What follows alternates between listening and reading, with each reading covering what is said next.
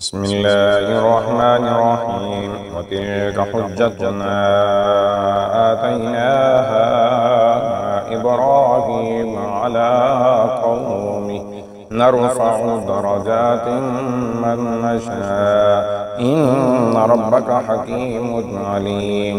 ووهبنا له إسحاق ويعقوب كلا هدينا ونوحا هدينا من قبل ومن ذريته داود وسليمان وأيوب ويوسف وموسى وهارون وكذلك نجزي المحسنين. وزكريا ويحيى وعيسى وإلياس كل من الصالحين وإسماعيل واليسع ويونس ولوطا وكلا فضلنا على العالمين. ومن آبائهم وذرياتهم وإخوانهم واجتبيناهم وهديناهم إلى صراط مستقيم. ذلك هدى الله يهدي به من يشاء من عباده ولو أشركوا لحبط عنهم ما كانوا يعملون. أولئك الذين آتيناهم الكتاب والحكم والنبوة فإن يكفر بها هؤلاء فقد وكلنا بها قوما ليسوا بها بكافرين. أولئك الذين هدى الله فبهداه مقتدي. قل لا أسألكم عليه أجرا إن هو إلا ذكرى للعالمين. وما قدروا الله حق قدره إذ قالوا ما أنزل الله على بشر من شيء. قل من أنزل الكتاب الذي جاء به موسى نورا وهدى للناس تجعلونه قراطيس تبدونها وتخفون كثيرا وعلمتم ما لم تعلموا أنتم ولا آباؤكم قل الله ثم ذرهم في حوضهم يلعبون. قل الله ثم ذرهم في خوضهم يلعبون. وهذا كتاب أنزلناه مبارك مصدق الذي بين يديه ولتنذر أم القرى ومن حولها والذين يؤمنون بالآخرة يؤمنون به وهم على صلاتهم يحافظون. ومن أظلم ممن افترى على الله كذبا أو قال أوحي إلي ولم يوحى إليه شيء ومن قال سأنزل مثل ما أنزل الله.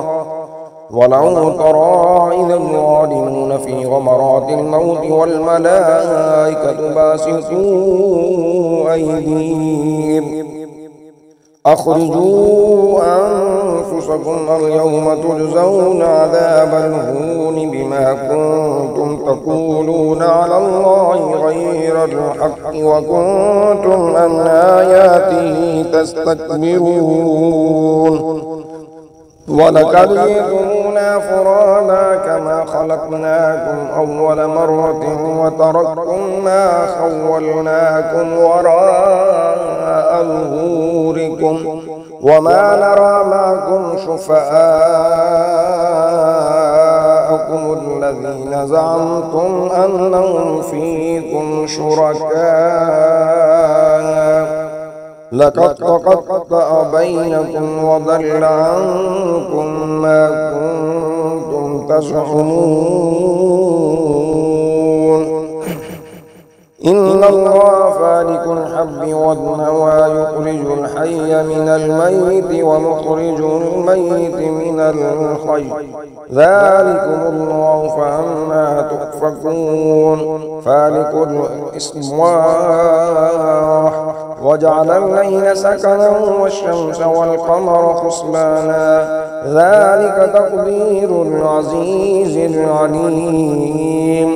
وهو الذي جعل لكم النجوم لتهتدوا بها في ظلمات البر والبحر قد فصلنا الآيات لقوم يعلمون وهو الذي أنشأكم من نفس واحدة فمستقر ومستودع قد فصلنا الآيات لقوم يفقهون وهو الذي أنزل من السماء ماء فأخرجنا به نبات كل شيء فأخرجنا منه خضرا نخرج منه حبا متراكبا ومن النخل من طلعها كنوان دانية وجنات من أعناب والزيتون والرمان مشتبها وغير متشابه انظروا إلى ثمره إذا أثمر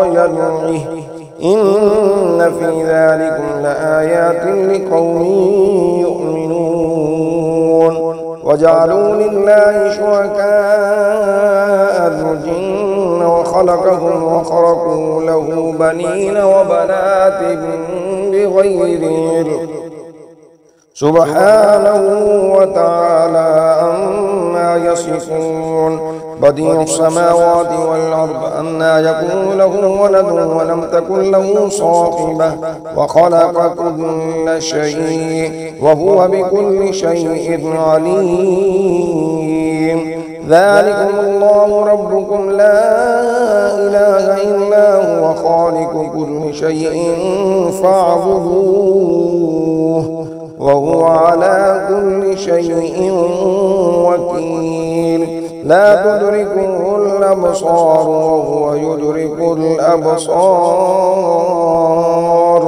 وهو اللطيف الخبير قد جاءكم بصائر من ربكم فمن أبصر فلنفسه ومن عمي فعليها وما أنا عليكم بخفير وكذلك نصرف الآيات وليقولوا درست ولنبينه لقوم يعلمون اتبع ما أوحي إليك من ربك لا إله إلا هو وأعرض عن المشركين ولو شاء الله ما أشركوا وما جعلناك عليهم حفيظا وما أنت عليهم بوكيل ولا تسبوا الذين يدعون من دون الله فيسبوا الله عدوا بغير علم كذلك زينا لكل أمة عملهم ثم إلى ربهم مرجعهم فينبئهم بما كانوا يعملون وأقسموا بالله جعل أيمانهم لئن جاءتهم آية ليؤمنن بها قل إنما الآيات عند الله وما يشعركم أنها إذا جاءت لا يؤمنون ونقلب أفئدتهم وأبصارهم كما لم يؤمنوا به أول مرة ونذرهم في طغيانهم يعمهون.